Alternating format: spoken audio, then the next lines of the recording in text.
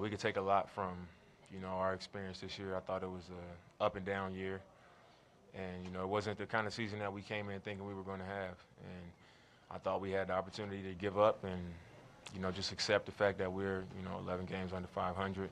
We haven't played how we wanted to play this year. But I think we showed our true character as a group, and we fought and, gave ourselves an opportunity that a lot of teams didn't get, which is to play in the postseason.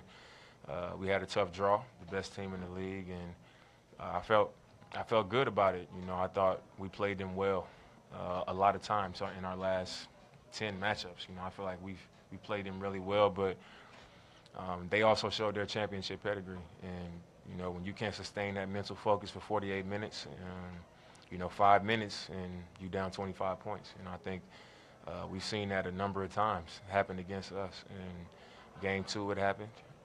Game 3, we built up a lead, and, we had a little bit of slippage, and they did it again.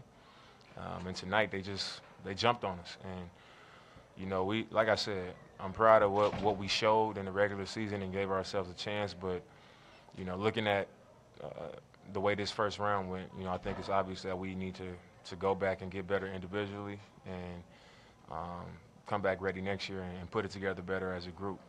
Because you never want to go out like we just did, and it's disappointing. Jen Burley, the Oregonian. That said, with such a young roster, what do you think you guys gained from making the playoffs? I mean, well, we made the playoffs last year, and being young, fine. You can use that however you want to, but there's no excuses. You're an NBA player. We're an NBA team, and in the NBA, anything can happen on any given night. And when you get into the playoffs, you play against a team like them, you got to have your mind right. And I think a lot of the slippage that we had, it didn't have to do with us being young. We've been young all year, and we've had plenty of experience and plenty of time to figure it out. We've played them, 10 times this year. We played them 10 times, including the preseason, and they haven't changed. So at some point, mentally, you got to be aware of what they do, how they play, what guys like to do, and use that to your advantage. So that's what you do as a basketball player and as a professional. You have that level of understanding, and ours just wasn't good enough in this series. But being young, I think people saying that it's overrated. That's an excuse. Damian Casey, Holdall, Trailblazers.com. When you guys got down big, what were you thinking when you were out there trying to get back into the game? And two, you didn't come out until halfway through the fourth quarter. Can you explain that decision to play continuously through 3.5 quarters? I didn't even know that coach was going to do it. But at shoot-around, I said we need to come out and have some pride. And we got to fight until the finish. And they jumped on us, and I've watched them play enough. It seems like every game they've played this year has been on TV. And I've seen them have huge leads, and teams just keep on coming and coming. And the way they play, so fast-paced and taking transition threes and cutting, they'll allow you to get back into the game. So when we got down 20, I know that we can run off points quick. I know that I can get hot, CJ can get hot. Our crowd gets into it, and things go in your favor that way. So I felt that, we put together a good run, we can get back in the game. And plus, this is all we have.